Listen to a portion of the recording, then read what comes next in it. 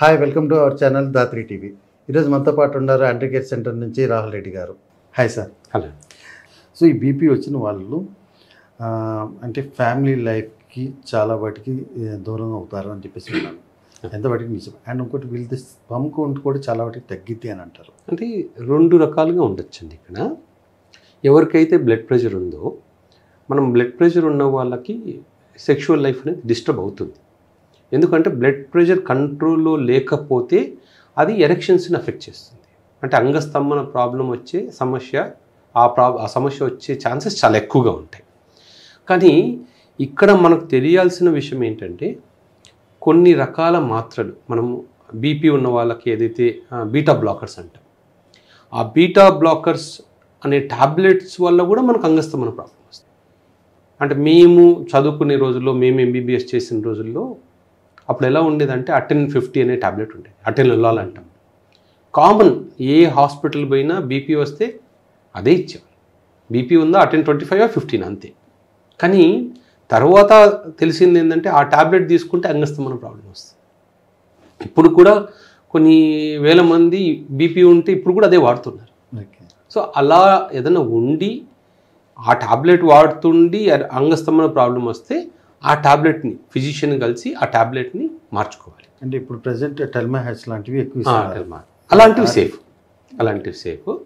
రెండోది ఏంటంటే, ఇప్పుడు ఎప్పుడైనా సరే బ్లడ్ వెజల్స్ ప్రాబ్లం అంటే హైపర్ టెన్షన్, బ్లడ్ ప్రెషర్ పెరిగే కొద్దీ మన బాడీలో ఉన్న చిన్న రక్తనాళాల్లో డ్యామేజ్ వస్తుంది.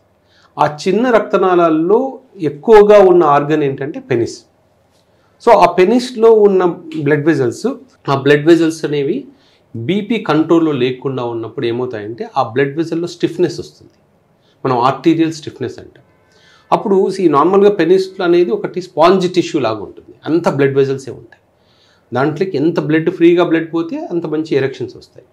ఎప్పుడైతే బ్లడ్ వెజల్స్లోనే ప్రాబ్లం వచ్చిందనుకోండి, రక్త ప్రసరణ స్లో డౌన్ అయిపోతుంది. అందువల్ల అంగస్తంభన ప్రాబ్లమ్స్ వస్తున్నాయి. దీనివల్ల చాలామంది, అంటే ఆల్మోస్ట్ 50% పీపుల్, అంటే బ్లడ్ ప్రెషర్ ఉన్న వాళ్ళలో అంగస్తంభన ప్రాబ్లమ్స్ చాలా కామన్గా వస్తాయి. మీరు రెండో ప్రాబ్లం అన్నారు, స్పెర్మ్ కౌంట్ తగ్గిపోవడం. అంటే అది చాలా రేరు. ఎందుకంటే అది లాస్ట్ స్టేజెస్లో అసలు బీపీ కంట్రోల్లోనే లేకుండా ఈవెన్ టెస్టిస్కి వెళ్ళాల్సిన బ్లడ్ వెజల్స్లో కూడా స్టిఫ్నెస్ వచ్చి టెస్టిస్కి బ్లడ్ సప్లై తగ్గిపోతే అప్పుడు మాత్రమే దానివల్ల మనకు స్పెర్మ్ కౌంట్ తగ్గుతుంది. కానీ అంత సివియర్ బ్లడ్ రావాలంటే చాలా టైం ఉండాలి. అంటే బ్లడ్ ప్రెషర్ బీపీ వచ్చి ఒక 10 years ఉండి 10 years సరిగా ట్రీట్మెంట్ తీసుకోకపోతే అలాంటి ప్రాబ్లమ్స్ చూస్తాం. సో జనరల్గా హైపర్ టెన్షన్ ఉన్న వాళ్ళల్లో అంగస్తంభన ప్రాబ్లమ్స్ ఎక్కువగా వస్తాయి. కానీ స్పెర్మ్ కౌంట్ తగ్గేది లేట్ స్టేజెస్లో. కానీ జనరల్గా 40-50 years వచ్చేసరికి అప్పుడు ఎవరు పిల్లలు కావాలనుకోరు. ఎవరైనా లేట్ మ్యారేజ్ అయ్యి ఉన్న వాళ్ళకి మాత్రమే అలాంటి ప్రాబ్లమ్స్. బీపీ ఉన్న వాళ్ళు ఈ సెక్షువల్ లైఫ్ని హ్యాపీగా ఎంజాయ్ చేయాలి, ఫ్యామిలీ లైఫ్ బాగుండాలి అన్నట్టు ఎటువంటి ఫుడ్స్ తీసుకుంటారు? ఇప్పుడు ఫుడ్స్ కన్నా మెయిన్ ఏంటంటే బీపీ కంట్రోల్ రావాలి. బ్లడ్ ప్రెషరు చాలామంది మాకు పేషెంట్స్ అడుగుతుంటారు, అమ్మ నీకు ఈ ప్రాబ్లము నీ హైపర్ టెన్షన్ కంట్రోల్ లేకపోవడం వల్లే వచ్చింది అంటూనే, లేదు సార్ నేను లాస్ట్ మంత్ వరకు నాకు కంట్రోల్ లేదు, కానీ నేను ఈ మంత్ నుంచి నేను బాగా కంట్రోల్ చేశాను అని.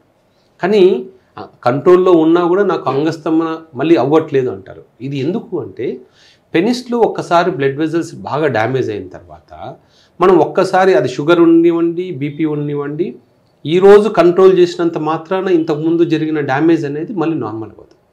సో ఆ డ్యామేజ్ మళ్ళీ ఏదైతే అయిందో మళ్ళీ అది కంప్లీట్గా నార్మల్ అయ్యేదాకా మనకు అంగస్తంభన ప్రాబ్లం మళ్ళీ నార్మల్ అవ్వదు. మనము హైపర్ టెన్షన్ పేషెంట్స్లో ఇందాక అనుకున్నాం ఆర్టీరియల్ స్టిఫ్నెస్ వస్తుందని.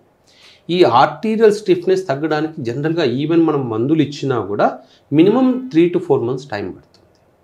సో ఒకటి సాల్ట్ రెస్ట్రిక్టెడ్ డైట్ అంటాం బీపీ ఉన్నవాళ్ళు.